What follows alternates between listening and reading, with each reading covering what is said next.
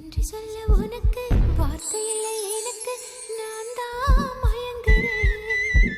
காலமுள்ள வரைக்கும் காலடியில் கிடக்க நான் தான் விரும்புறேன்